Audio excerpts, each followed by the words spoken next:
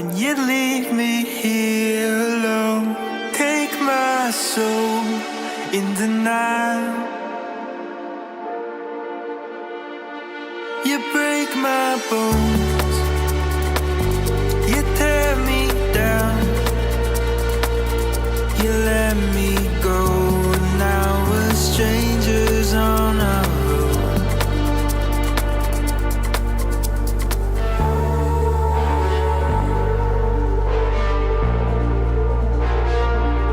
You let me go, and now we're strangers on our own.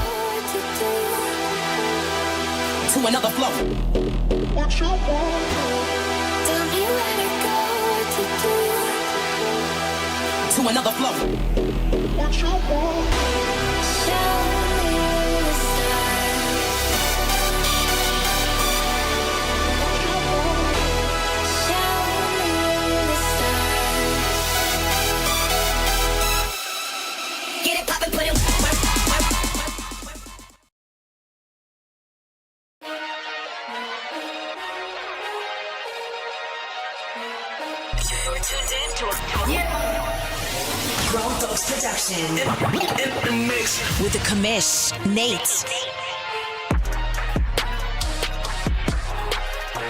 All right, guys, what's happening? Welcome into Press Pass Live. I'm flying solo tonight. I asked the guys to let me fly solo tonight. I think we're going to hit a full reset button on the podcast. I feel like it's just become really hard to manage the last couple of years. We've tried to find new times. I've tried to find new agendas. I've tried to make games out of this. I've tried to do a lot of things, and there's just hasn't been consistency with co-hosts, which has made it really difficult. I just end up becoming another people manager, and I got enough sort of things in this community, in this league, that make me a people manager. I don't want to people manage my own podcast that I've been doing for, I don't know, a long, long time now. I think we're up to episode almost 500. I think we're like 470, 471, something like that. So I'm just hitting the full reset. I asked the guys to let me fly solo. I need to figure out exactly what I want to do to find a little bit more enjoyment, a little bit more fun, a little bit more consistency in this. And one of the changes I'm going to make, so I'm engaging with you right now before we get to the league, before we get to breakdowns and who's doing what, and I've got some hot button topics I want to hit on. I want to ask you, so if you're watching this live, I want you to engage with me here in the chat. If you're watching this later down the road, I want you to go engage into the comments down below, because I do read those and interact with those. What do you want to see for changes? Here's one that I'm thinking about, and I think I'm going to implement immediately. The problem with going this late at night is for our East Coast friends, which is going to be a large section of our league, it's too late. They got to get to bed. And even for our Central friends, it's starting to get really, really late.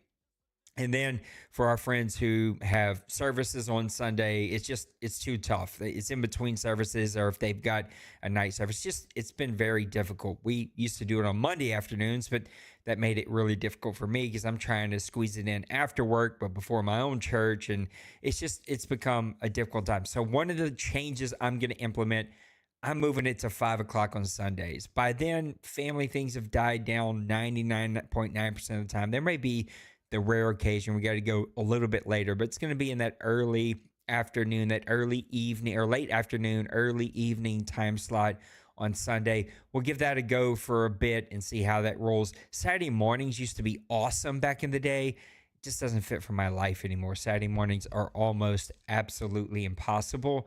And we're going to try Sunday early evening, late afternoon. So 5 p.m. Central Time will go next week.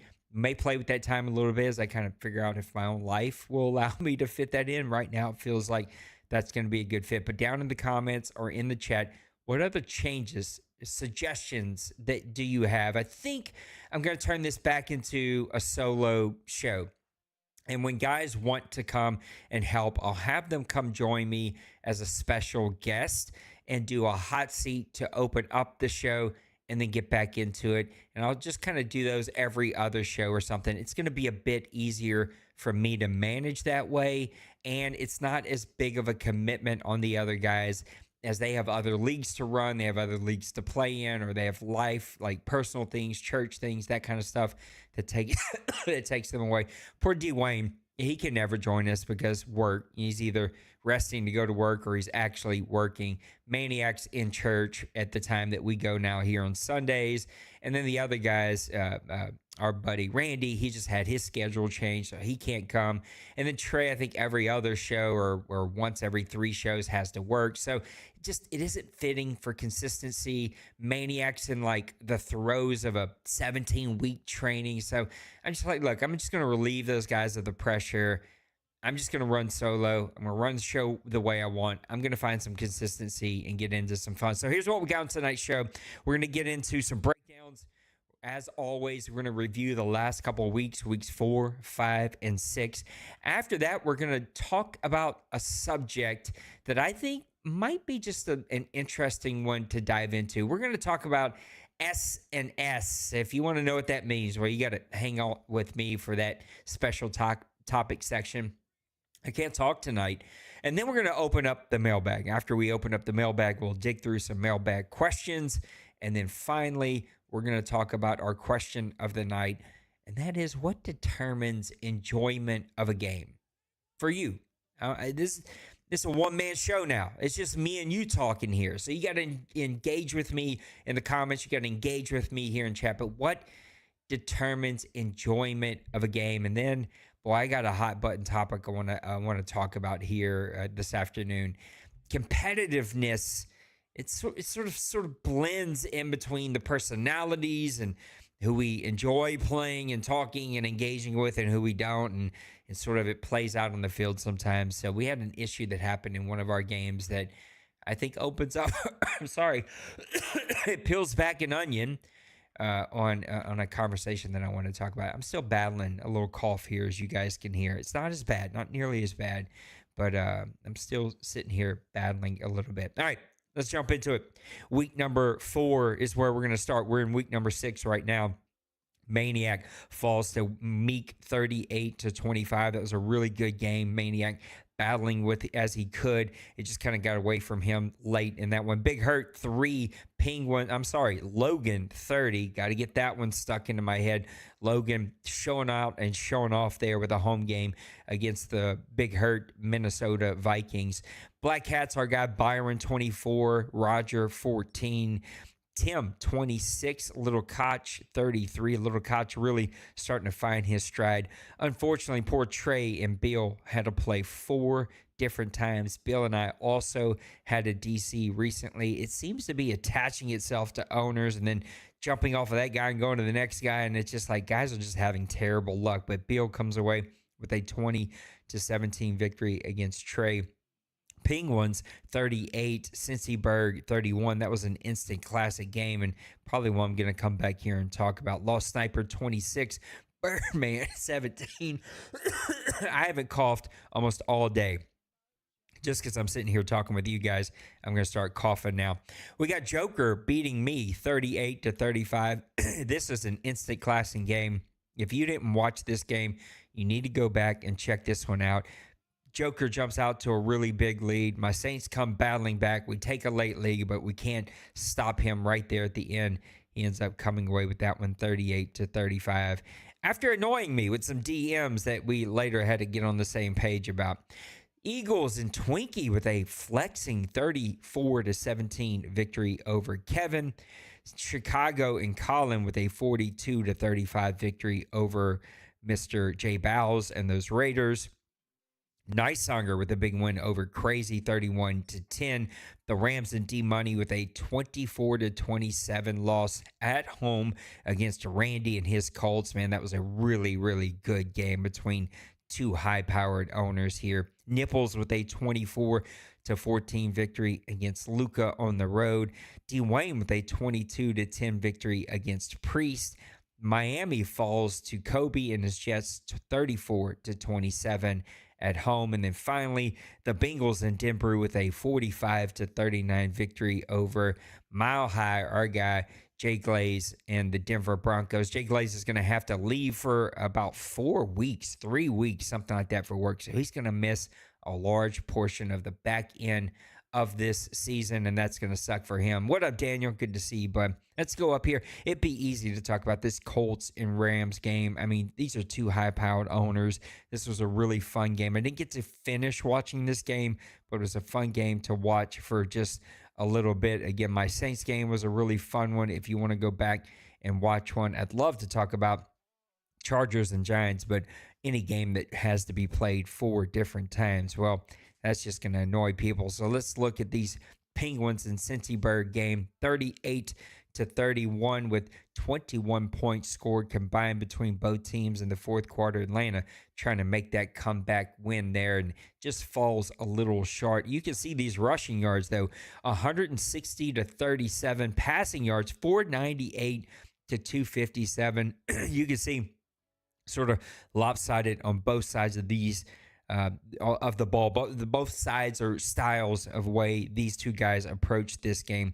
26 first downs to 16, but the 3 turnovers are really going to be what hurts the Atlanta Falcons, who did hold the ball a little bit longer than those Commanders. Daniels with a really good game, 2 touchdowns, 1 interception, but Penix, man, 500 yards, 3 touchdowns. The 2 interceptions really hurt him. The 59% completion percentage, I'd like to see that be a bit higher.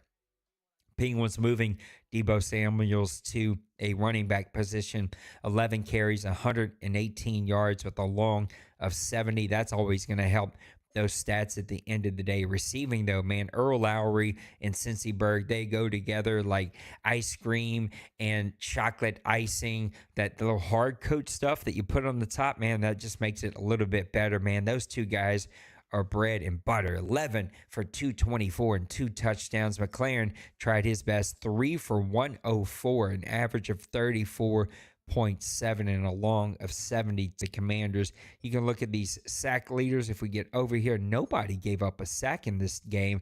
That's going to help give the quarterbacks plenty of time. Pierce with 2 tackles for loss, no sacks on the game, and then the 3 interceptions. Martin, Bates, Wagner, each hauling in 1. I think we even had a couple of forced fumbles over here. You can see one from Wagner and Duke Riley still playing in the league. LSU, way to go, bud. 8 years in the league. A great game between two really good owners. That's a look at week number 4. Let's look at week number 5 here. D-Money playing his old team as these two guys flip-flop in this past offseason. 35-10 at home against Crazy B-Man. Big Hurt bouncing back against Little Koch 17-14 on the road. That's a big-time win. Bill actually blew me out. This game DC'd in the second half. I was like, there's no way I want to play again. And I think by score-wise, he got the win anyway, so we're not even going to look at that one. Twinkie with back-to-back wins here, 27-25 against Jay Glaze and those Denver Broncos on the road. So Twinkie finding himself a little bit of momentum there. Guys still ask some really weird, unengaged questions. Twinkie, I love you with my whole heart, brother. But I can't go read the rules for you. You're going to have to go read your own rules, bro. Simple. I'm going to need you to find that caps lock button and unclick it, brother. My goodness. Hokies are ready, even though it ain't official. Me and you, VT, and LSU are going to have chicken versus yeah, maybe. I'm barely hanging on by a string over in that league. I do not find that game enjoyable, and I don't really see eye to eye on how some things go over there. The Colts with a 38-35 victory. Mr. Randy beating Jay Bowles at home, I should say. I almost said on the road. Those are flip-flopped in my head. Look at Roger and his Texans. I heard about this game in chat. 44-41 against Nipples. Big time victory there for Raj. Something I hope that gives him some confidence here in Madden 26. I apologize for the cough, y'all. I'm still fighting a little the very tail ends of a little something, but this was an epic instant classic game that I hope those guys submit here. Miami with a 21-14 victory over Bird. Bird, 2 losses in a row. That's not something you expect to see for him, but Massimo bouncing back here in week number 5 after a tough loss. Meek, 26, Kevin, 12. Kevin he's a little bit like me and others, just no confidence in that offense, trying to find some rhythm there. He's going to get things figured out. He'll get that offense rolling, but he lost a couple playmakers due to age, and he'll have some good drafts. He'll bounce back. Byron, 34, Maniac, 26 at home. Byron, just a guy that's able to get some things out of these Titans teams that you don't expect. And Maniac plays really good defense, but looks like it just fell a little short for him here at home against Byron. We got the Trey-led Chargers 34-24 against Penguins. Big time win there for Trey. I know he'd love to talk about that one, man. That's something to be proud of. Penguins has got a really good team over there in Washington. He's got things figured out. Denbrew with a 41-21 victory over Tim. Tim and his Lions having a hard time finding some momentum and some consistency. Joker bounces back with 2 weeks in a row, 20-17 against Lost Sniper. Lost Sniper, I think, is on the road this week, and so we'll see how his internet holds up for him this time. I hope it does. And then Nicehanger, 2 wins in a row here, 44-37 against Kansas City at home. Nicehanger, watch out. He's starting to find himself a little bit of constant. Simple, I was just kidding, buddy. I was just giving you a hard time. But all caps, when you look up and read the chat, it catches. It's like, oh my God, what's happening? I don't understand what's going on. I always have to read the name too, because it's usually bots who do that. And so I always got, oh God, do I have a bot that I got to get out of here? Week number 6, it is still underway. A lot of games going on here today. So we might see some scores pop up as we're doing here Press Pass Live. Beal with a 28-6 victory over Twinkie. Beal has a lot of consistency, but you can see he played twice. So that internet or something ain't happy with him. It's giving him a hard time over there. But Beal is finding himself some consistency isn't the word I'm looking for. Some confidence, some bravado, man. He's got that team rolling over there in New York, and good for him. The Jets and Kobe, 17, Jay Glaze, 10. I think that's going to be Jay Glaze's last game before he's got to get out of here for a bit. Man, Nicehanger, after all of that momentum, runs up against a buzzsaw there at home, falling to Meek 40-26 and a tough loss there at home. But don't worry, Meek's going to bounce back. Rams and Ravens is currently underway. Chargers and Dolphins, I think, might happen a little later tonight. Browns and Steelers. This was an epic game here. Logan with a 28-27 victory over Little Koch. That's a big-time victory there at home for those Steelers. But the Browns, man, he's right there. A 1-point loss to a team that's probably going to be in the playoffs is going to speak a lot to a Cleveland team that just doesn't. I mean, he ain't built that team up, right? Those are not the Bengals that he had last cycle. He's going to get those things figured out. 49ers and Buccaneers with 2 DCs. That sucks. Evidently, that game is currently being played. Me and Lost Sniper are going to play tomorrow afternoon, so make sure to tune in for that. 3 losses in a row here for Birdman. D. Wayne with a 22-20 victory over Bird at home. That's a tough loss, but against a very good owner and a very good team. Randy and his Colts whack Mr. Maniac 45-22. Don't worry, Maniac's going to get that defense built up. A lot of young defensive players that need some XP, some building up. He'll get that thing turned around over there in Arizona. Raiders and Titans haven't started to kick off yet. Bengals and Packers either. And then 3 more games here. Lions in Detroit with a 32-6 victory over Luka. Luka just feels like he's lacking also confidence. I think there's a handful of us that just on offense don't have any rhythm, consistency, or confidence in our play calling. It takes some of us a little bit to sort of get that learning curve under us and get flowing in the right direction. Cincyberg with a 43-35 victory over Joker. Man, those Atlanta Falcons under Cincyberg's ownership, they're going to put up 35, 45, 50 points on you every week. You're going to have to learn how to play some defense. And then the game that is going to lead to a subject that I'm going to talk about a little bit later. And that is Chicago and Washington.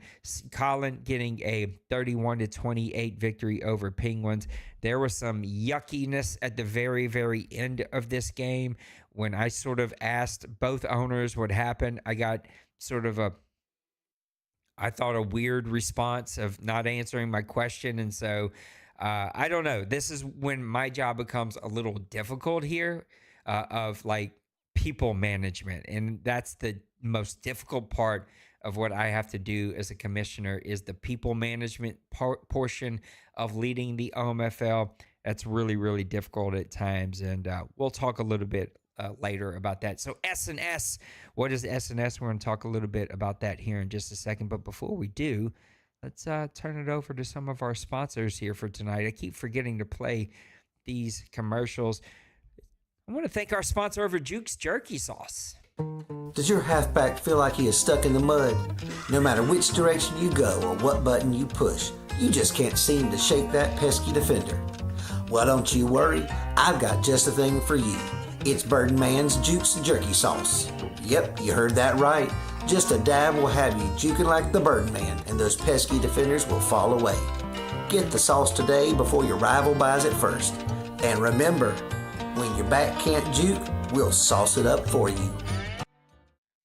Oh my goodness. Thanks to Birdman's Jukes Jerky Sauce. What up, Kev? What up, Bird? What up, Randy? Good to see you guys. Thank you for hanging out with me here a little bit tonight. If you missed the beginning of the show, I encourage you to go back and read that. I'd like to get your input. I'm hitting the reset button on Press Pass Live, not because anybody did anything. I need consistency, and Press Pass Live hasn't been fun for me. And the game isn't fun for me right now because I got a terrible team. And like everybody else, I'm a slow learner, so not like everybody else. I am a slow learner. I'm one of the few slow learner.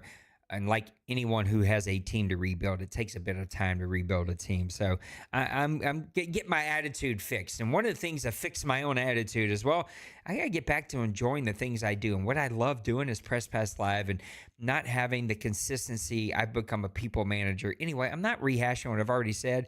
Go back and watch that if you didn't. Tell me what it is that you would like for me to do or like to see Press Pass Live do, because I am valuing your input. Okay, let's get into S&S. That's going to be stats and sliders. We love talking about our sliders here in the OMFL. If you win, the sliders feel amazing. If you lose, it was all the sliders' fault. This is a fun fact that no one in the OMFL has ever lost a game one by one because of their own fault. Like no human has ever done something to cause them to lose a game. It is always the other guy cheated. My internet was bad. Madden robbed me from that. The sliders suck. I don't like Nate's voice. The OMFL's got too many rules. No one has ever lost one-on-one here because they just got out-coached or out-team build. So that's just a fun fact. Let's look at some stats here. I thought these stats looked really encouraging. All of your top quarterbacks are pretty close when it comes to yards. Your touchdown to interception ratio is not crazy like we normally see. We normally see some guys like 15 touchdowns, 18 interceptions, or 25 touchdowns, 10 interceptions. We're not seeing super crazy numbers. The craziest ones here are 20 and 9. Your completion percentages feel about right. Well, those first couple don't really count. I guess we should go back over here to yards.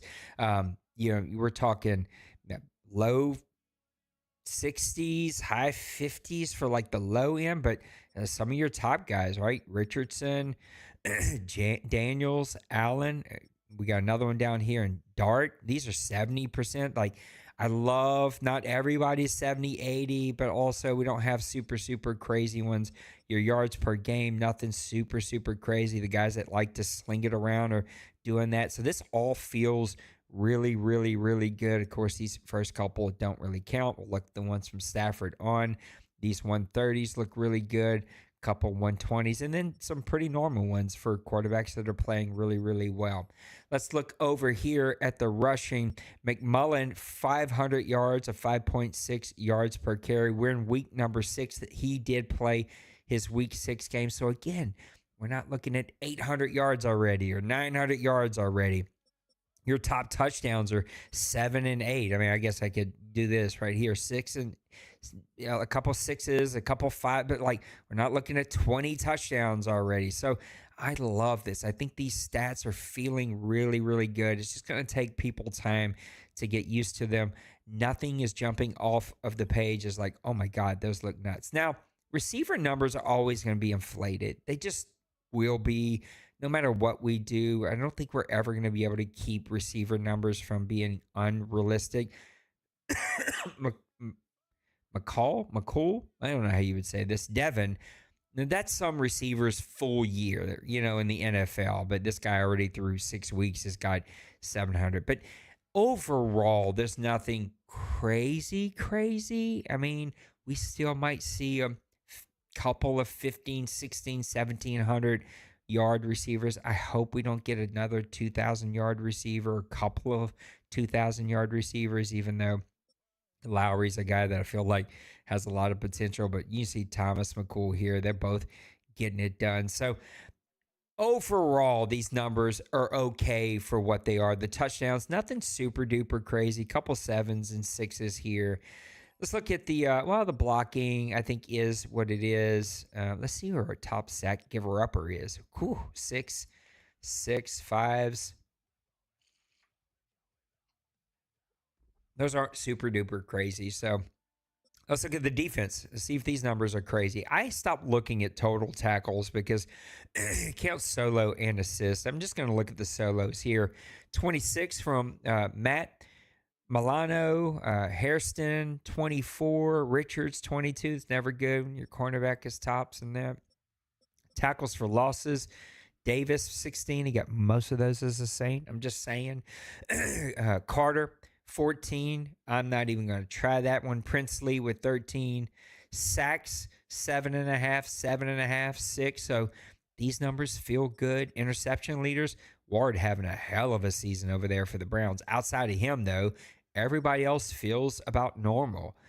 So this all feels really good right now. We'll keep an eye on a couple things. The couple things I'm going to just continue to keep an eye on is defensive coverage / reaction, just kind of watching both of those. And then the pressure. Like, I think the sack numbers probably could get a little bit more juice, and we have given them a little bit more juice. So I'm interested to see how that goes. We will go look at the stats real quick. I see that you guys got me some chats. Let's look, see what we got up here. Bird, I have no clue what I'm doing. I don't want to hear it. You have 2 back-to-back championships, so yeah, you could catch amnesia and it doesn't matter to me. Kevin, what up? What up, Kevo? Hopefully you got that game done today over there in the Deuce. I don't know who won, but congratulations for making it. Randy, the Seahawks game, I was down 7 and driving made a bad read on an option play. He still won that game, I think, right? Or did you lose that one? Simple, where can I buy Juke's jerky sauce? All your major stores. Try Walmart first. Walmart should be able to hook you up on that one. I feel like my mic is a little low. Let me try something. I don't know if this is gonna fix it, but let me give me just a second.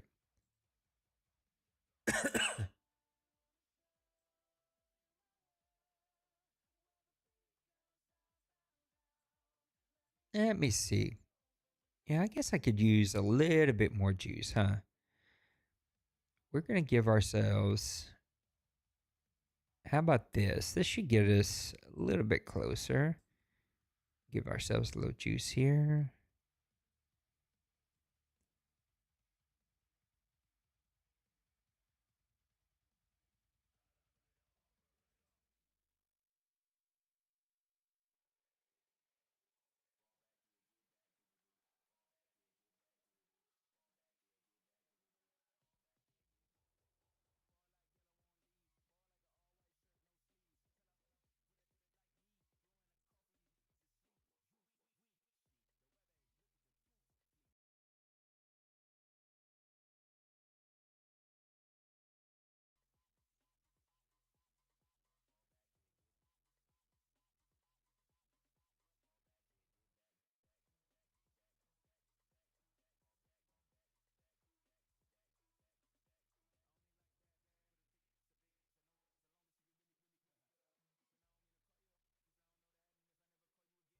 All right, now I'm fixed.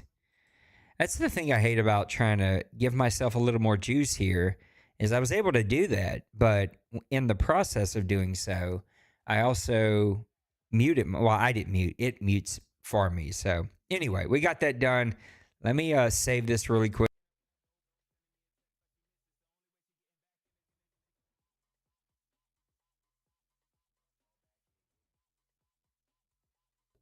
All right, now we're good to go. Sorry, I had to give myself a little more juice. I was a little light in the back end, so I need a little bit. What up, Trey? Walker to 2.6. That's always good. Lost by 14. He took it to the house. Oh, I didn't see. I guess I messed that one up. Running back fumbled in OT. Ah, that's tough.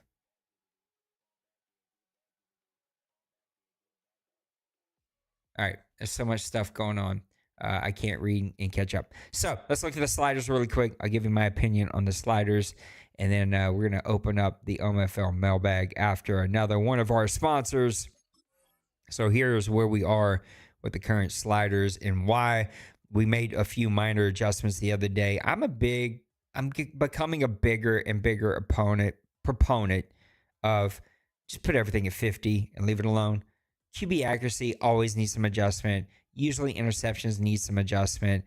Outside of those two, I like to just sort of leave it alone. But this is where we are for right now until I finally have enough of chasing my tail and hearing, oh, I need an update. This game sucks. It's broke. Sliders. I don't want to hear it. So quarterback accuracy is at 45, pass blocking 50, catching 50, run blocking a little juice.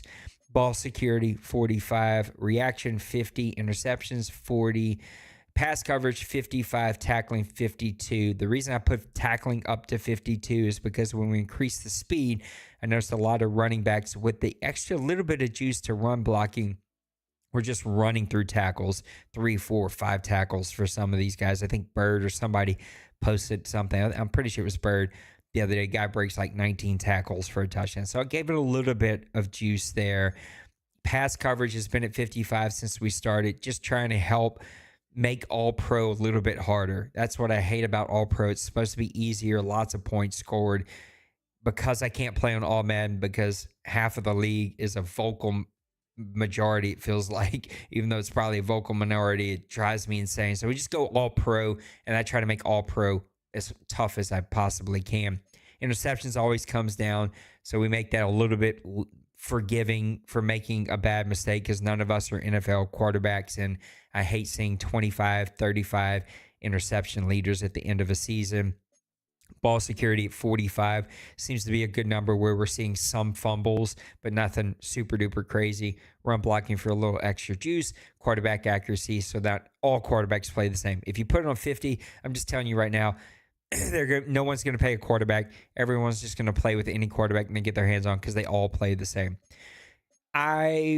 People in our community would debate me. I don't believe these have any effect on user versus user games. Some guys absolutely adamantly disagree with that. These are some sliders that I found that sort of closely match what we have for human.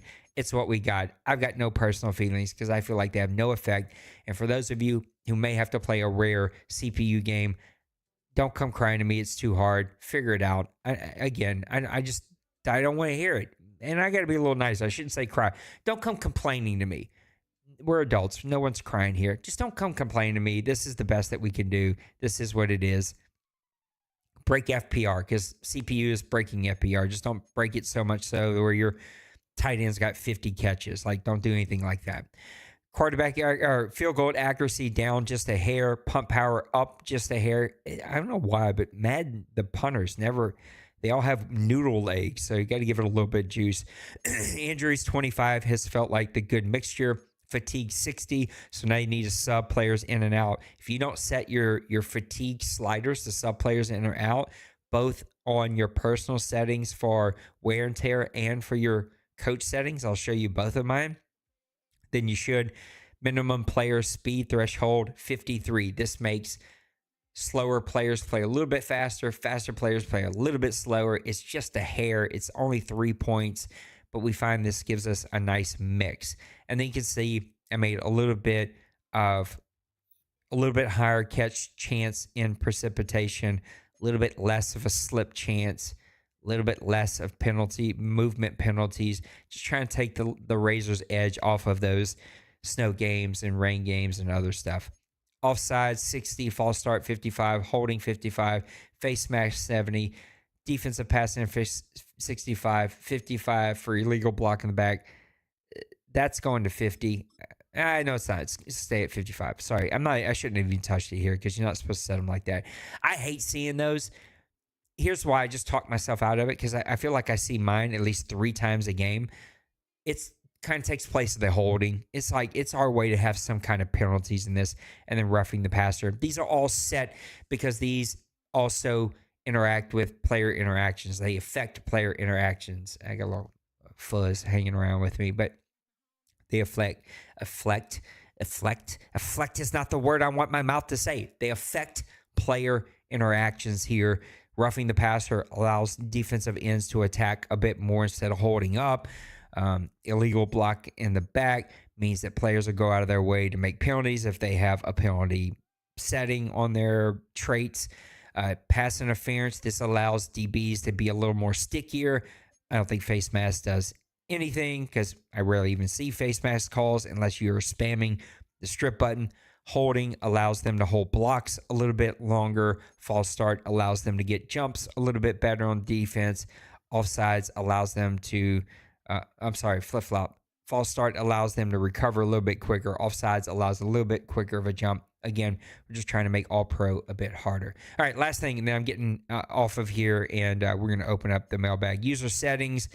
Is that it?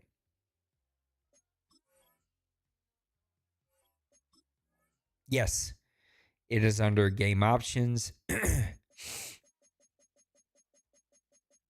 That is not it. Where is it? It's on the main ones. I thought it was under your league settings. It is not.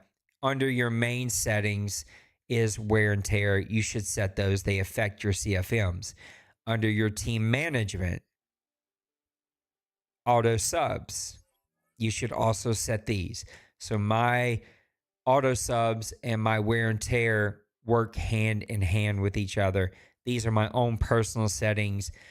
You could probably find some settings on the internet that work really well. This is personally what I use. I will back out really quick and show you my own personal wear and tear. Again, you could probably find some stuff online that'll tell you what should or shouldn't be. I've just kind of went on my own kind of personal settings here. Offensive auto subs, I overrode everything. I just set it up to the wear and tear strategy. So I want my quarterbacks to, grind it out. I want my running backs to stay fresh, receivers to stay fresh. I just went through my whole team and set them that way. And then I try to closely, not one for one, but closely match these for my other auto settings. So that is where I fail with all of mine. All right, that's S&S for this week. We're going to go open up the OMFL mailbag. But before we do, let's turn it over to our buddy Law Sniper and the Gold Sheet.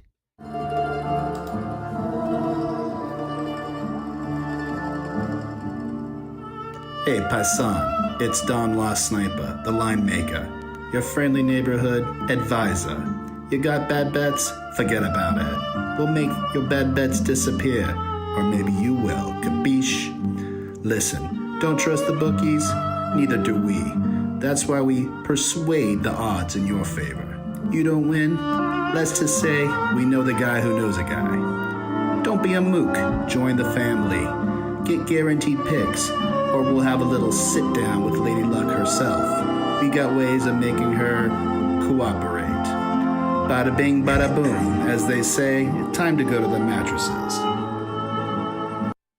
Thank you to our buddy Don and Law Sniper with the OMFL Goal Sheet. If you don't participate in those, you are absolutely missing out. All right, let's open up the OMFL mailbag. Nice Songer with Jacksonville says, after 6 weeks, what teams do you think will get a wild card spot? I think that's a great question. Let's come over here and let's see what we got here so far. So we'll go over here to NFL standings.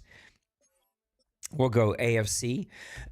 I don't have these things memorized. I probably should have been watching the NFL since I was a baby child, so I probably should know exactly who, when, where, and how. We'll just go here one by one. It looks like, man, Ravens, Steelers, the Browns are going to get some things turned around and make a run here. It might be a little late.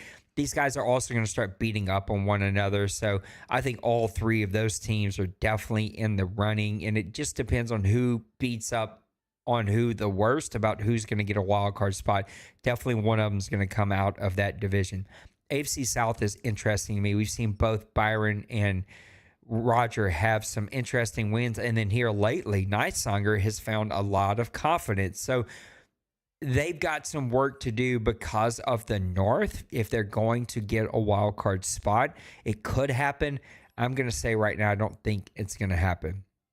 Jets are starting to run away with this, but you can see Massimo trying to make a run. The Bills are the interesting one. They started out the season 0-3, get 2 wins, and then drop a game here this past week in week 6, or not past week, the week we're currently in week 6. So the Bills are the what-if team, but again, all of these teams have a long way to go to catch up with those first division that we looked at. Chargers, Raiders, Broncos are going to fall away. Luka, love that dude, man, but he's like me. He's just trying to figure it out. It's going to come down to Trey, Jay Bowles, and these guys are going to beat up on each other a bit. I like Trey's defense a bit better, so I do think that we might see both wildcard spots come out of the North.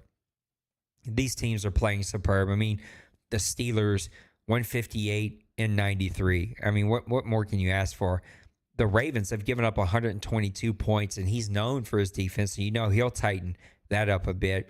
And Denbrew, now he's back with his Bengals. He always is able to put up 35, 45, 50 points on some teams. So he's going to get that thing figured out as well and get that thing turned around. So we'll see exactly how this plays out, but I say that they both could come out of there.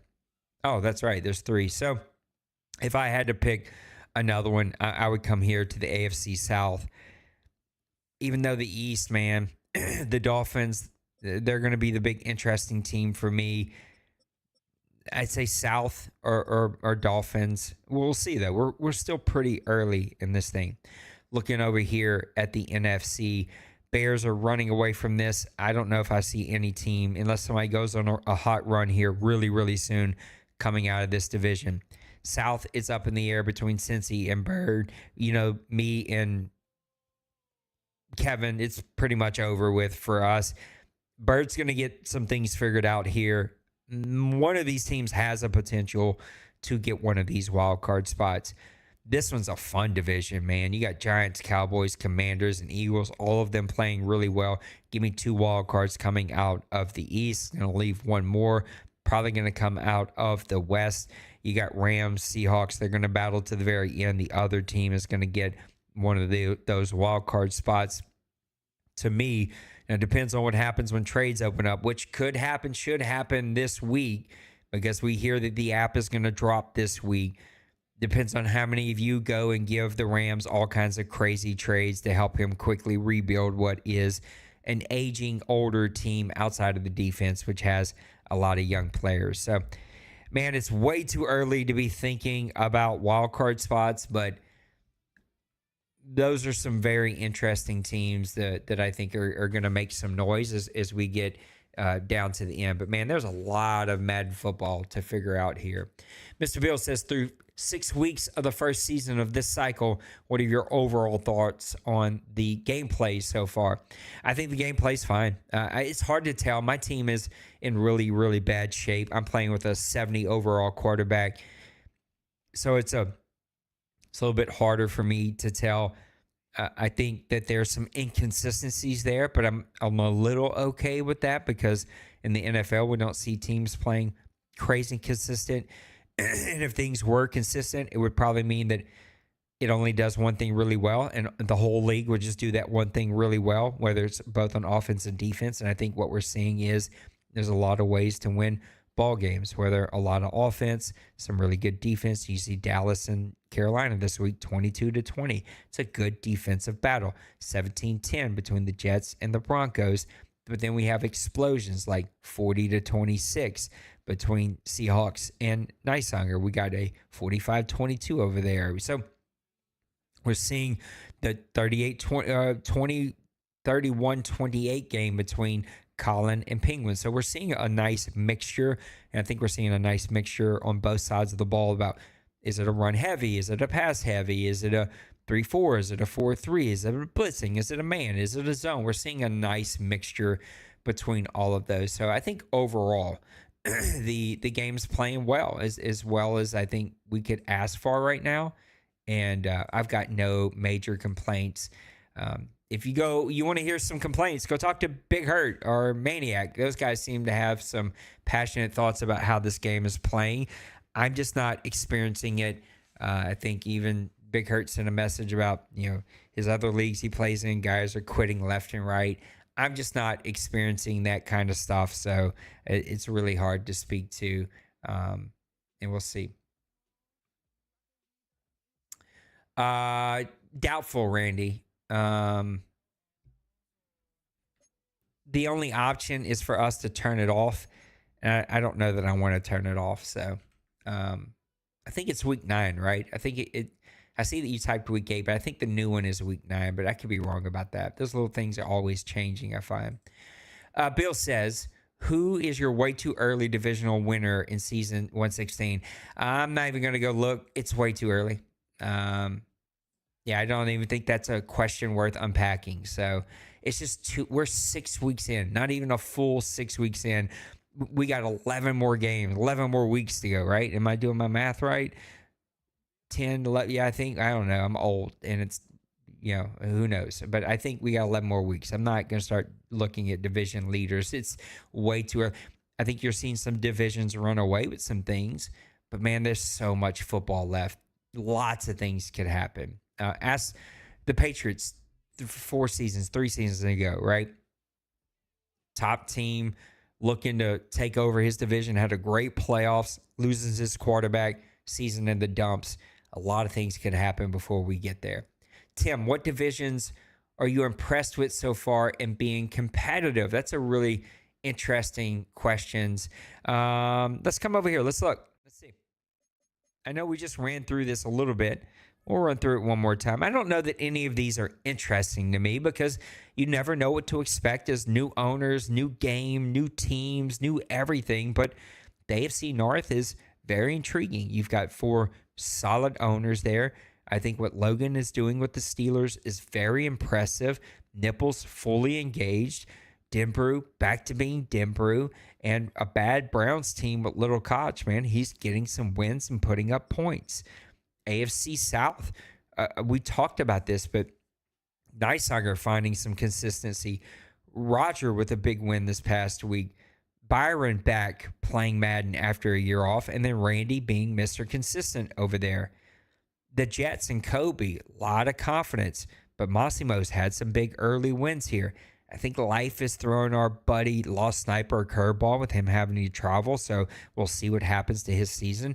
The Bills are very interesting. I didn't expect Joker to struggle, but even lately, 2 out of his last 3 games, he's won.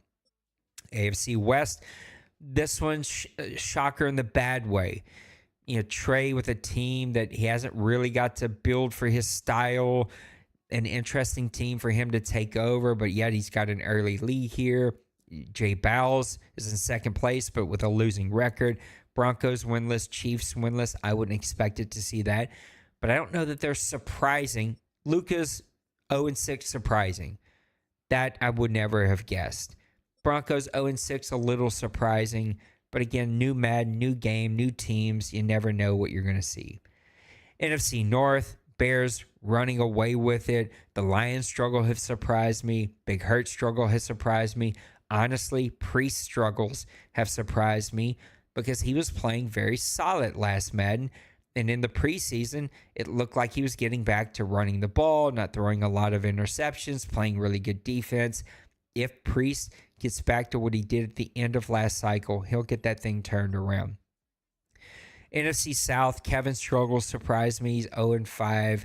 I think it's a confidence thing, but just look, you can look at the points, right? He's giving up way too many points and not scoring nearly enough. So I think a lot of us who are in that same boat, you need to start finding what does my team do well, and then how do I game plan and build off of that.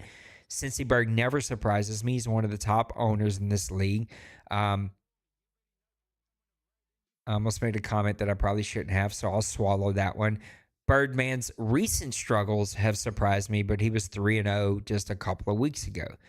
This one with the Giants and Bill, the owner doesn't surprise me how quickly he's gotten there until you go play him, and then you realize he's got all superstars or X factors on the D-line. He's got a quarterback that Madden-wise is a all-star, superstar, stud, right? Like, he's got receivers. He's got it all over there. Just, I didn't expect it to be so quick, and he is quick. D-Wayne doing what D-Wayne does. Penguins over there with the Commanders. I still don't think that team is fully built for him, but yet he's finding some wins here, even though he dropped 2 in a row after a 4-0 start. And then even Twinkie, D-Wayne and he played in a great game. He's got 2 big wins. He dropped one this week, but he's sitting at 3-3, and he's got some momentum on his side with that amazing quarterback that he's got. And then finally, NFC West. I don't know that this was surprising at all. Maniac and Crazy, just they're up against buzzsaws and, 2 teams that have some weaknesses. 49ers are old. Cardinals need some more juice put into them. They need some time to build those players up. Rams and Seahawks are who they always are in this division, and so not really super surprising on any of those, if you ask me. Let me see if I missed anything in the chat really quick.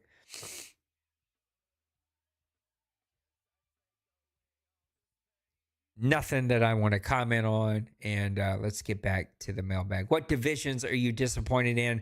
I think we already covered that with the first question, so we're going to give you a little bit of an X there, Mr. Tim. I got to be a little harder on these questions. I find like they're the same questions reworded, but get to the same thing. It's like, that's the same question. Technically they're not, but technically they are, because I had to break them down division by division, so I'm only giving you credit for one question. Randy says, what player has pleasantly surprised you on your team?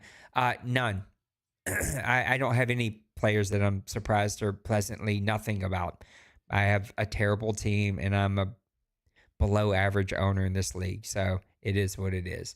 Trey says, what do you think people are electing to kick the ball? This is an interesting question, Trey.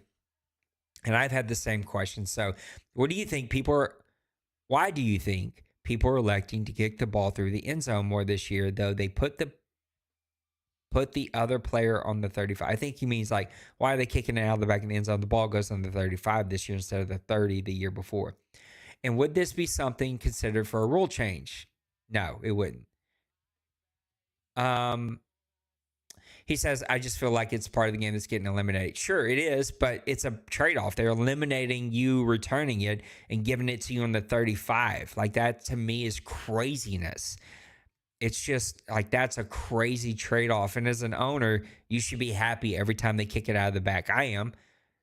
Yeah, sure. Kick it. Don't kick it to me and let me return it to the 25. Kick it out of the back of the end zone. I don't get a player hurt. I don't get a fumble. And I get on the 35. Free 10 yards. Yeah, thank you. I'll take that. I think it's a crazy thing to kick out of the back of the end zone unless you're against like a Dwayne. Then that's somebody that maybe you're like, okay, I'm going to give it to him at the 35 every time because I don't want to see this dude give me 3 punt returns on the season. I also think some people don't realize that it's changed. Maybe that's a little bit of a percentage of people. They don't realize it's going on the 35 and they don't pay that much attention to it. That would be a bit of assumption, but I think it's craziness that people are kicking it out of the back every single time. Maybe it's laziness too. I don't know, but I'm not putting a rule in. And as an offensive owner, I think you should be happy that guys are booting it out of the back of the end zone, and you shouldn't be complaining about it. You get the ball in the 35 every single time. So kudos to you. All right, let's do one more, and then we're going to talk about our round table discussion. So let's go offer our law firm that is sponsoring us here tonight. ¿Estás dolido por Madden? Oh, pues llama 4444. Es Miguel. Te ayudaré a mejorar tu vida. No Madden, no McDonald's, McFlurry. Adiós, amigo. 444-4444. Llama, te puedo ayudar. When your nips has been twisted, please call Miguel. No hablamos inglés. The no hablo English gets me every single time. And I love that he gave just enough English in there for those of you who don't want to go get it translated. He's basically saying, if you got your nips all twisted about this game, call the law firm of Miguel and Miguel. Some of you definitely need to call Miguel and Miguel, including myself. I need to maybe get a consultation. My last couple of streams have been pretty piss poor attitude. I've been pretty ashamed of myself, and I've appreciated this 3-day break that I've taken from the community. Had family in, had a big home project. I don't know how many of you are handyman. I am not. So anytime I got a handyman job, my father-in-law has to come. I love having him around. He's like a dad to me. Like, we're really close, and so I love anytime he comes around. But we moved a TV from an entertainment center in the corner of the living room to above the fireplace where there was no electricity, no studs, no nothing. Had to cut a hole in the wall. And oh my goodness, y'all, it was a full like 12-hour day doing that. It looks great. It ain't finished, but it looks great. And I hate also, I hate that I have a house that's built in the 90s. I'm super jealous of our friends like Massimo and a couple other guys that have went and built houses recently, because that's what I want to do. Owning a house built in the 90s that's had like 4 owners, I just fix everybody else's junk, everything they did wrong. And that is so annoying to get into a project and go, oh, I got to fix 8 other things that someone else didn't do right. And is stupid craziness. So, yeah, I'm taking donations. If you want to donate to me, not the league, if you just want to donate to me to help me pay this money I just had to pay to move a television above a fireplace, I'm open to your donations. All right, what connects to your enjoyment of video games? I find there's whole videos out there that you should go watch from like guys who've broken this down about why don't we enjoy games anymore? Why is NFL 2K 2007 or whatever that is, 2009, 2005, I think is one that people still play. Like, why do we look back fondly on those games, and then just immediately, games aren't even out of early release, and guys are just pooping all over them, just about how they do this wrong, how they do that wrong, how this isn't right, how that. And I don't fully know the answer to that. I think some of the answer is what I fully believe. The development cycles for these games are unreachable. They cannot deliver on the timelines that they have. Any sports games, it's 100%. The timeline is too big. There's no way. Physically, it is impossible to deliver on that game. But even some games that take 2, 3, 4 years to come out still come out in what feels like a beta. And I think that they are rushed. I think that they are rushed to get to market because everything can be a live service and updated on the back end server side. Things get left undone, are not done well enough. And I think it affects the quality of the product that we have. It is not Madden's fault, though. Madden, NBA, the college game now, these games are going to suffer from turnaround cycles, development cycles, and trying to give new things without the full time to code them in, test them properly, all that other stuff. Battlefield 6 is about to drop soon. It's been 3 years or 4 years in development. It's been tested for the last year. It was beta tested for 3 weeks. It's in another live service test, like test. And they have the ability to go 2, 3, 4 years on developing a game. And we have those same expectations. And it's still flawed. It still comes with bugs and gimmicks and broken things and crazy stuff that doesn't work or is overpowered. Multiply that times 100 on an eighth of the time frame, and that's our expectations. And with that, I think Madden hit a home run this year. I just do. And I'm a one-win team that isn't enjoying the game. So what goes into your enjoyment? What in the OMFL specifically, and the college league specifically, the enjoyment 100% is around winning and losing. And I refuse to listen to anybody who says otherwise. For a majority of the league, not everybody. Last Madden, I didn't win at all, and I enjoyed it. I had fun. I had a good attitude. I had fun on my streams. I had fun competing, trying to figure it out. I haven't found my stride this Madden. But most of you in this league, it's about winning. And if you're not winning, you're disengaged, you're unplugged, you don't communicate, you don't show up and show up for people that, depend on you. And that's honestly what's led to my frustration that people have experienced on my stream. It is nothing to do about me losing. It is nothing to do about the video game. I expected to lose this year. I expected to suck this year. My team is terrible. It's 100% to do with I got put out and am still put out with people not showing up for me when I expect them to. And it's also why I've hit the reset button on this podcast. I need consistency. I need enjoyment. This is my platform for me to sort of be the commissioner and let my sort of thoughts and ideas and flow and answer what I'm thinking for this community. And I will have a guest person come pop in from time to time. I miss my old hot seats that I used to do. So we'll do a little hot seat action and have a little co-host from time to time. So linebackers do react fast to the run. I also find that there are some weird DB interactions from time to time.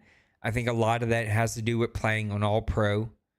I think playing on All-Pro, you get these weird, dumbed-down animations. So it's weird. It's a weird thing that we experience. So I'd love to hear what you find enjoying, either both in this game but also other games that you play, and other things that you are kind of dedicated to and that you give yourself time.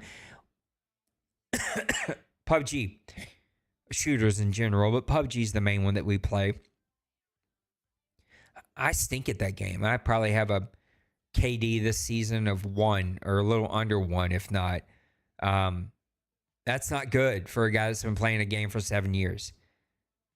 But I play it because, it's the game itself is very fun. I love that it's not a super gimmicky game. It's a raw, just fun game. 100% my enjoyment for that game is the group of men that I get to talk to every night usually. Now, I haven't talked to them in a while because I haven't been around,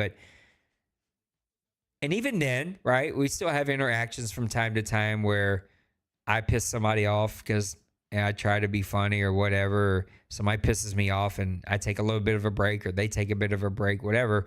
But majority of the time, I play a 7-year-old terribly graphic game because of the company I get to spend it with. And it feels like something happens in sports games because there's an NHL group. I'm not a part of it anymore because they got a brand new game and I'm not buying it because I just don't have that kind of cash to drop on a game that I play once a month. But that game was fun because we weren't competing. We were playing as a team. Same thing with PUBG, for Call of Duty, for Battlefield, unless you're Kevin or Bird, complain about how bad that game sucks and piss booty off. OTG, like some of these games, right? It's the company. And I've played lots of games that I don't find enjoyable, but my buddies are playing it. And if my buddies are playing it, I'm going to go play it because I want to hang out with them. Something happens when we play Madden in college. Those are the two I've experiences with, where we're no longer teaming, we're competing against each other. I don't know what it is, but those competitive juices, which are fine, and I think are good when they're in the boundaries of play, but sometimes leak out into other areas, and I think that's where it doesn't get fine. So lots of chat messages that I can't catch up with, but I will. So I've given you guys a couple of homework assignments down in the chat, down in the comments. If you're watching this later, what would you like to see with the podcast overall? And then what do you find enjoyment by? All right, one more commercial, and then we're going to wrap it up with something interesting that happened that I've got a pretty hot take on. Howdy there, y'all. Have you ever had trouble staying fresh in your Madden game? Has your FPR really stunk it up? Do you reek from sweaty gameplay? If you answered yes to any of these, we can help. We are proud to tell you about a great new product. We call it Dream Bean. Yes, that's right. Dream Bean works hard to get rid of stale Madden gameplay, penetrates deep into the pores to reach those stubborn, hard-to-reach FPR issues. Turn that Madden reek into Madden chic with Dream Bean. State-of-the-art design that gets the job done. We use all natural ingredients to create the best smelling, cleaning FPR product on the market today. So don't delay. Call now and get yourself Dream Bean clean. Operators are standing by. Call 188-FPR-CLEAN. Call now. Those are a ton of fun. I appreciate all those guys playing nice and willing to listen to my crazy ideas. We got a bunch more. I think we got, what do we have? We have 7 of them that I play on my streams that we play here at Press Pass Live. So make sure to tune into those. I'm hoping one day Dim Brew will start giving me some news. We got a whole scene for the news that I don't even get to use. Look at this thing. Wait, where's it at? Look at that beautiful thing, right? I don't even get to use it because I haven't had news in like 3 months. So hopefully I can get Dean Brew off that bike. He's probably enjoying that motorcycle a little bit longer, and I'm sure work is crazy for him. All right, let's get over here and talk about my hot button topic. So we had a great game go on a little earlier today. I don't know why I said later today. A little earlier today. Chicago and Washington, a classic back and forth. It was a 7-14 game going into half. Washington comes out in the third quarter, scores 14 more to take the lead, and then Chicago comes running back here with 17 in the fourth and Washington with 7. So just a classic game. This was a tied game, 28-28. From what I understand, Chicago had just gotten past the midfield and gotten into a long field goal range. I think it was going to be a 50, 55 yarder somewhere in that instance. Washington Commanders call a timeout to ice the kicker. Chicago then calls a shotgun play. So they came out and picked a field goal formation. Commanders take a timeout to ice them. Chicago comes out to avoid the icing and calls a shotgun play. The Commanders are then locked. The game is locking people right now. It doesn't happen a lot, but it does happen. It doesn't allow you to select a play. He comes out in field goal formation. Chicago is in a shotgun formation. From what I understand, the game isn't paused. These guys do not communicate. I may have that wrong because, again, I asked questions and I got kind of snooty answers. And I just don't have it in me to do that with people today. So I sort of just moved on. Washington jumps off sides to avoid not getting burnt on a shotgun throw for an easy touchdown because he's in field goal formation, free 5 yards. Chicago kicks the game-winning field goal. I still didn't hear if he was iced or not, and wins the game. A shorter field goal than what he would have had. I get a long message about this game. I reach out to the other owner, ask for their side. I get basically a one-word answer. And I'm just going to give my hot button talks. Both of you are petty, and this is stupid. Grown men. You're both grown men. And I expect you to have adult conversations. And I'm assuming here, and we know what happens when you assume, make an ass out of both of us. I'll be that. I assume it's because y'all don't like each other. Or there's some kind of old bad blood, or somebody don't like the way somebody's face looks, or I didn't like what he did on this one game, this one Madden, 6 Maddens ago and 18 cycles ago. And who knows why people get their draws in a punch around here. Lord knows I've done it plenty of times. There's been plenty of guys I'm like, never again. I'll never play that guy. I'll just take a sim loss, whatever. We all get there. So this is not a shot across anybody's bow. We've all been there. But this is stupid. Take your ice the kicker. I'm sorry it's a gimmick you don't like. Use a timeout. And if you're on the other side of the ball, I got to be honest. The person who messaged me about this, I don't know why I'm sitting here talking in code like y'all can't figure it out. Penguin said he couldn't pick a play outside of field goal. I have a hard time with that. The few times I've seen it, if you can't pick a play, you just can't pick a play. It will pick one for you. Like you're stuck. It won't let you do anything. You guys have watched me hold my controller up to the camera and show you won't do anything. Not that you can only pick a field goal. And if you're picking the play before you see the defense, well, that's on you, homie. That's on you. But also this weird thing that we're doing to each other to avoid a gimmick in the game that you don't like is also weird. And then it's uber weird and petty that two grown adults, I almost use language I don't want to use and shouldn't use, can't just pause the game, send a DM. Hey, I'm stuck. I can't pick a play. Can we take a delay of game and let me get out of this? Hey, sure, no problem. I'm not put more rules in place. Not go have a conversation and tell him that was stupid. He should have took his ice the kicker. Like, none of that. No, none of that. None of it. If a guy doesn't want to take ice the kicker, and I'm not here to micromanage Madden football. I didn't create the game. I didn't come up with the gimmicks. No one asked me. I've been playing this for 25 years. No one's ever asked me my opinion on what should and shouldn't be in the game. We have a developer in our chat. I don't talk to him. He don't ask me my thoughts. Another person in this league talks to him. And so I annoy that guy to go annoy him. This is stupid, and I give it no more time.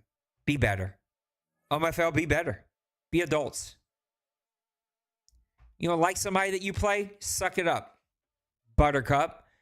Be a adult and send a message. Pause the game. Figure it out. Or here's a thought. Here's a thought. Take your L and move on. It's a thought. And I'm not mad at Penguins at all. Penguins, you guys don't get the hindsight of seeing my DMs. He was very adult about it. It didn't come off as angry. Came off as disappointed maybe. And I get it.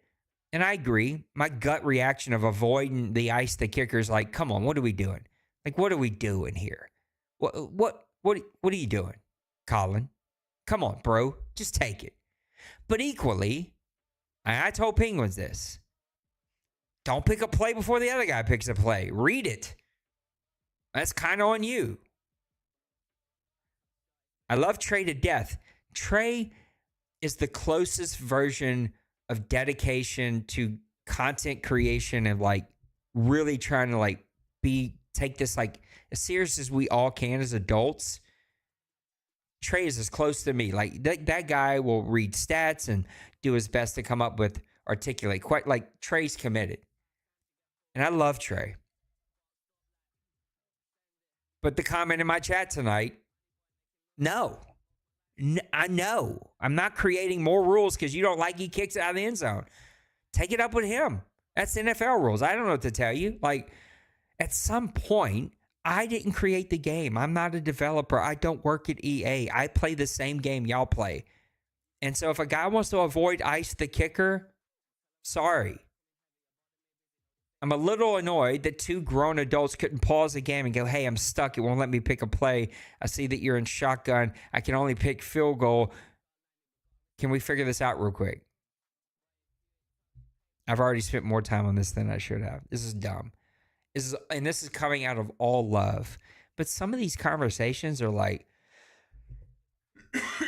like, what are we doing, y'all? We're too old for this. We just all too old for these weird relationship things. And man, I don't want to talk on a super hot button topic. I avoided playing games the other night after the just absolute terrible. I don't give a F what side of the aisle, the imaginary, made up, unreal, doesn't exist aisle that we've allowed to be created in what I think it should be the greatest country on this planet and isn't right now. I wake up every day so thankful that I'm a free American. I just am. Like, I am blessed. I get to turn on a video camera and a computer in a studio. I am beyond blessed. Bro, I grew up in a single mom home, living in the rattiest trailer parks that you've ever seen. I've witnessed and experienced physical, emotional, marital abuse, alcohol, and drug abuse. Like, I've seen some stuff, bro. I am blessed. And so when y'all come to me because somebody iced the kicker, I get it. That matters because these games matter because we're investing our time, our energy. Like, you're giving your gift of your most precious gift of your time to play a game. So this stuff matters. I'm not saying this stuff don't matter and you shouldn't take it seriously. That's not what I'm saying at all. Don't misread it. But when I get two adults who can't, one of the adults can't answer a question like an adult, hey, give me your perspective of what happened. Tell me about it. And I get a one-word answer, basically, and I'm like, okay, whatever, I'm not doing this. It's just stupidness. Anyway, I'm taking this the long route to say, after what happened to Charlie Kirk the other day, I just avoided chats because I'm like, I don't want to talk about this. This is like, I just watched a man get murdered. No matter if you liked him, hated him, agreed, disagreed, I don't give a flip. Don't care. I just don't care. We watched a man get executed all over the internet. That you should care about, period. I don't care anything else about him or how you felt about him. None of that. Avoided chat the other day. And in my spirit, just my spirit has been hurt, just like for my country, for our people, the things that we've allowed people to do. Again, y'all know I protect our community from political talk. I ain't trying to turn this into it. What I'm trying to ultimately say is that one thing Charlie always said that I just fully support with everything in me is that when people stop talking, bad things happen. In your marriage, in your relationship, stop talking. Divorce happens. Broken relationships happen. Not being friends anymore happens. Not being with your family anymore happens as soon as you stop talking. Talking is the whole point of what fixes, repairs, and brings us together as humans. That's why God gave us a mouth, gave us ears, gave us the ability to communicate with language. That's why body language, all of these things, you feel things from people. Like, we communicate things. OMFL, I have said it from day one of the opportunities that I've had when I'm running this league. January 15th, 2001 is when we started. All because my wife, you can't see it, my wife gave me Madden 01 PC. I bought the box a couple months ago. You got to communicate. Period. End of story. And if you hate someone here so bad that you can't communicate, then figure it out or go find something else to do, because this place won't be for you. So anyway, I've spent way too much time talking about something. I told you it was going to be a hot button topic. It is what it is.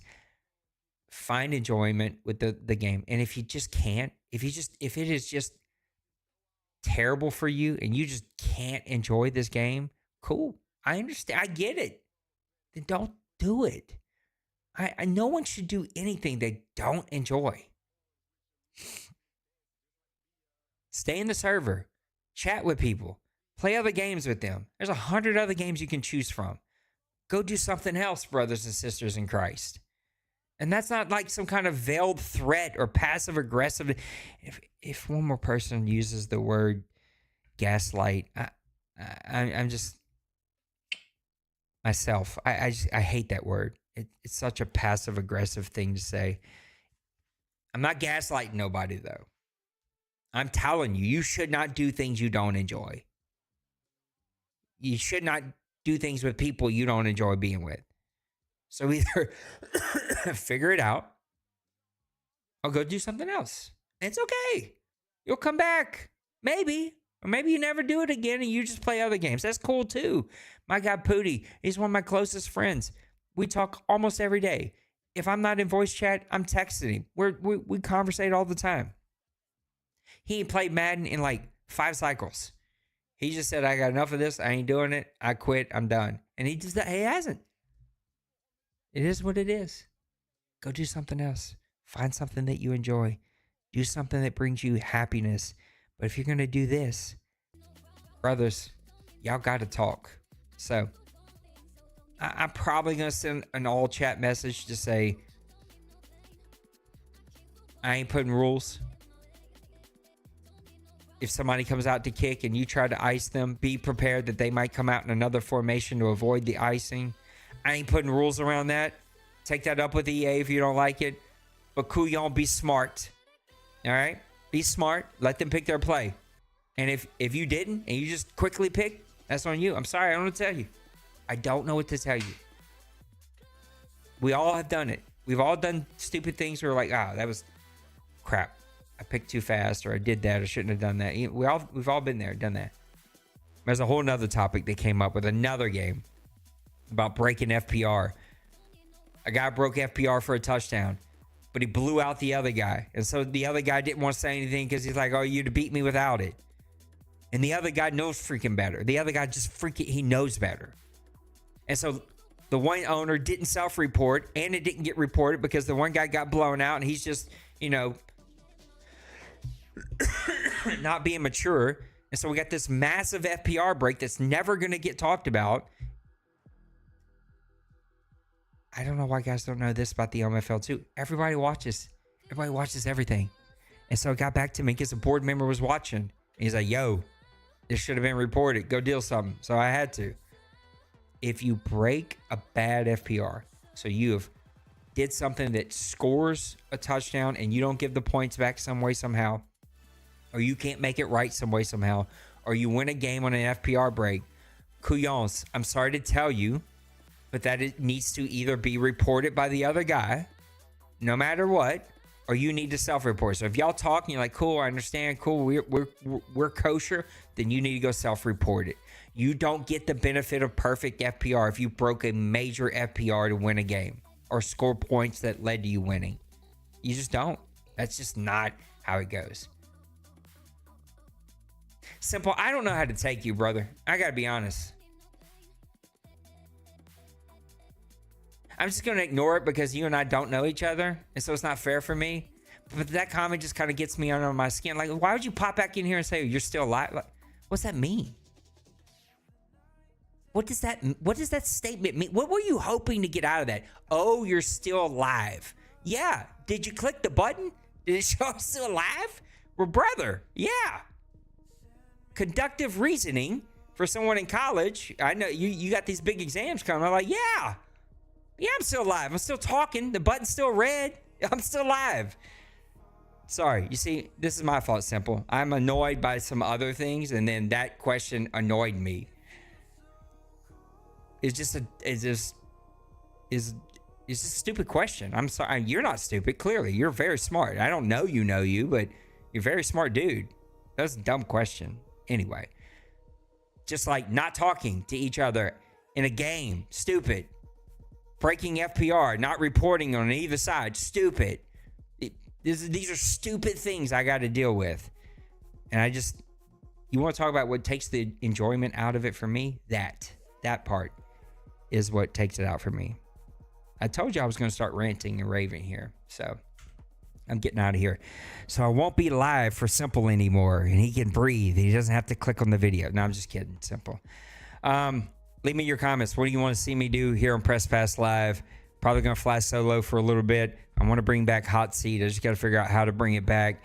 And because even though Hot Seat's supposed to be quick hit question, quick hit answer. If you remember what those old ESPN Budweiser Hot Seats they used to do. But for some guys, quick hit never happens. And it's 6-minute answers. It's like, oh my goodness. Quick, fast, 30 seconds. Also, I just need to take more control of the podcast back over. I need some consistency, so we're going to fly solo for a little bit. I'll be back tomorrow playing Lost, and hopefully his internet will hold up, and it'll be okay. All right, take care of yourselves, guys. Yeah, do better, OMFL. Be better. See you.